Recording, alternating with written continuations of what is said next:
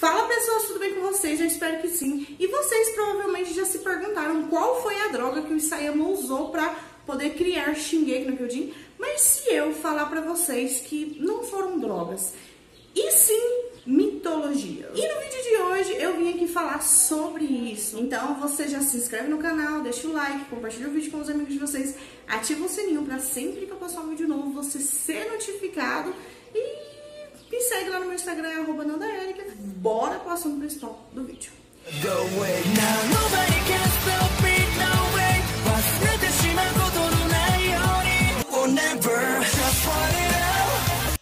E falando em mitologias, né, a primeira comparação que eu explicarei é Ymir Fritz, a primeira titã original da história de Shingeki no Kyojin, e Ymir, que também tem o mesmo nome e é o primeiro gigante de gelo da mitologia nórdica, o ser primordial que nasceu do vazio cósmico.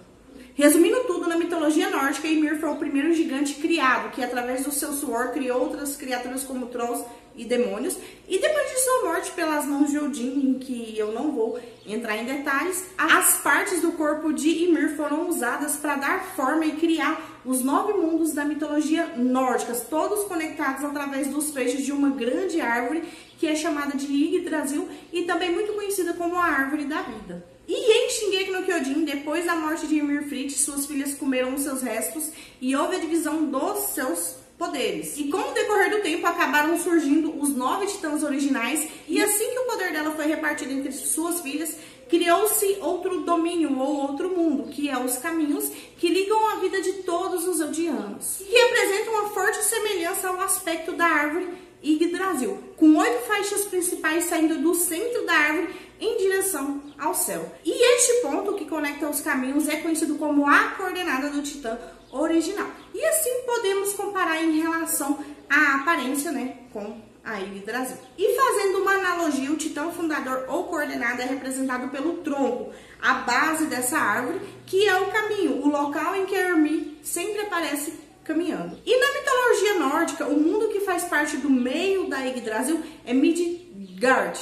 Eu acho que é assim que fala. A palavra Midgard significa cercado central, tipo, é a terra. E uma outra comparação é que Ymir, o gigante da mitologia nórdica, por mais que as pessoas consideravam ele um homem, ele não tinha um sexo definido, ele era uma divindade. E assim como em Shingeki no Kyojin, a maioria dos titãs também não tem um sexo definido, nem peito e nem regiões reprodutoras. Como o nome dos gigantes em nórdico significa Jotnar, que eu nem sei se fala assim, Jotnar, significa devoradores. E os titãs da história de Shingeki no Kyojin, o que eles fazem? Eles devoram pessoas. Coincidência ou inspiração? E a Yggdrasil é uma árvore cósmica com 3 grandes raízes, que conecta os 9 mundos de forma espaço-temporal. Em uma das raízes da Yggdrasil há o poço de Urd, que as deusas chamadas Norns derramam água sobre a Yggdrasil e elas escorrem pela água e caem nesse poço. E esse poço é muito importante para poder manter a árvore verde e saudável. E em Shingeki no Kyojin, depois de certos acontecimentos, a Ymir Fritz acaba entrando em um tronco de uma árvore e ela cai em um poço com uma água ou um líquido misterioso e aí ela acaba adquirindo os poderes dos titãs. E uma outra coisa em comum com a Yggdrasil é que, como eu falei, a Yggdrasil tem 3 grandes raízes, né? E 2 delas são muito importantes para a comparação com a história de Shingeki no Kyojin. A fonte da raiz que passa por Jotunheim se chama o Poço de Ymir, no qual se escondiam a sabedoria e inteligência. E em Shingeki no Kyojin, uma pessoa com sangue real que possui o titã primordial tem acesso à fonte de todo o conhecimento e memórias da humanidade. A outra raiz é que conecta Asgard e é tratada pelas 3 deusas Norns. As deusas do destino passado, presente e futuro. E elas podem mudar os destinos de todos os seres do mundo de forma retroativa, influenciando o seu passado. Olha pra você ver que coisa interessante. E em Shingeki no Kyojin, a coordenada do titã fundador também pode influenciar os eldianos através dos caminhos invisíveis, alterando e influenciando as decisões e as memórias, modificando suas ações no presente e, consequentemente, alterando o futuro. Mais uma coisa em comum. E aí a gente fica com uma grande questão. Quem está controlando o destino do Eren? Os caminhos, a Ymir ou ele mesmo, né? Para quem acompanha o mangá, as pessoas podem começar a refletir sobre isso aí, mas para quem assiste o anime, é mais uma informação que há uma certa coincidência ou inspiração nessas 3 Norns, que lembram as 3 filhas de Ymir, simplesmente pelo fato de serem 3 Norns e 3 filhas de Ymir.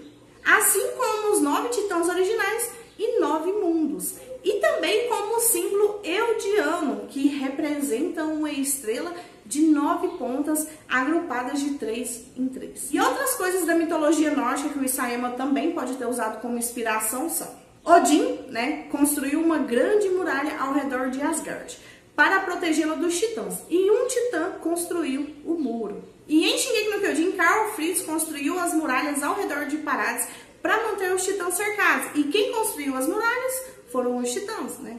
Embora as muralhas fossem para motivos diferentes, são muralhas do mesmo jeito e construídas por titãs do mesmo jeito.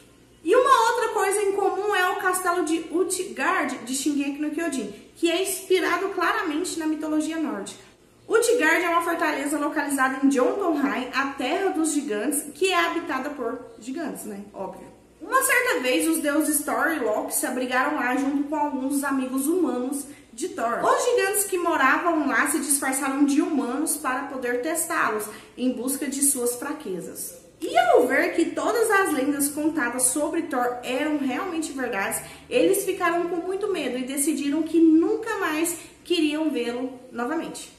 E em Shingeki no Kyojin, no castelo Utgard, é onde o Zeki, né, um humano disfarçado de gigante, testa as forças da tropa de exploração pela primeira vez. E ele não ficou muito impressionado com essa primeira demonstração de força, né, que é um pouco diferente dos contos nórdicos, mas pega as referências. E continuando, no próximo encontro, né, na batalha de Shiganshina, a grande batalha de Shiganshina, Zeke acaba em uma situação um pouco desagradável quando ele se depara com Levi. E depois ele admite que nunca mais queriam encontrar novamente, já que o Levi era conhecido como o soldado mais forte da tropa de exploração, ou também o soldado mais forte da humanidade. E uma outra coincidência com a mitologia nórdica, ela vem dos vikings, que é esse símbolo aí, que tá aparecendo aí pra vocês, ele é um símbolo nórdico. O elmo do terror, que tem um outro nome muito difícil que eu não dei conta de falar, mas... E ele é usado pelos vikings para afugentar os inimigos em batalhas. E tem uma certa similaridade com o símbolo que aparece nos olhos dos titãs fundadores da família real. 4 retas que se encontram em um ponto, assim como a coordenada, que é o encontro de todos os 8 titãs originais. E uma outra coisa dos nórdicos que pode ter servido de inspiração para o Isayama são as roupas feitas de peles e de animais, os copos e capacetes de chifre e outros detalhes que você pode perceber só de olhando. Na verdade, eu não percebi. Quem percebeu foi o Arilton, né, que me ajudou no roteiro desse vídeo. Então, muito obrigado mesmo, do fundo do coração, tá? Você é demais, você arrasa.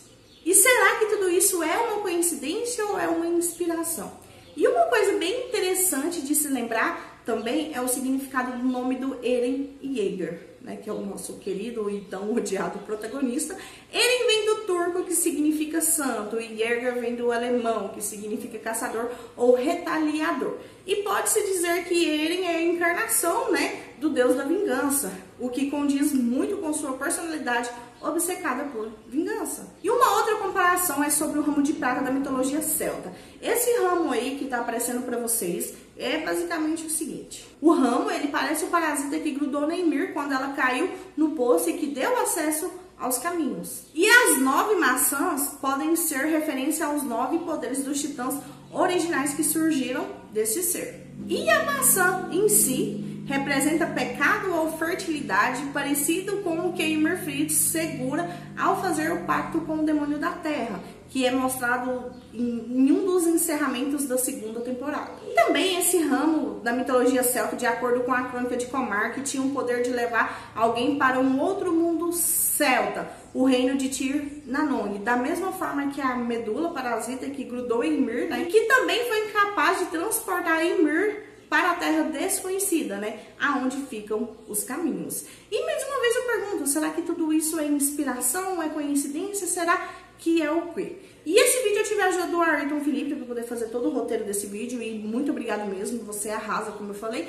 E se você tiver gostado desse vídeo, não se esquece de se inscrever no canal, deixar o like, compartilhar o vídeo com os amigos de vocês. Me siga lá no meu Instagram, @nandaerica, e nesse mês de novembro vai sair mais 2 ou 3 vídeos sobre Shingeki no Kyojin, né, pra poder aumentar o hype mais ainda pra próxima e última temporada, que é a quarta, que começa dia 7 de dezembro, né, e tá todo mundo muito ansioso. E se você não quiser perder os próximos vídeos, ativa o sininho. Muito obrigada por ter assistido esse vídeo até aqui, ou talvez você não assistiu esse vídeo até aqui, mas enfim, se você tiver assistido, deixa o like, que isso é muito importante e me ajuda demais. Um beijo pra vocês, fiquem com Deus e a gente se vê por aí.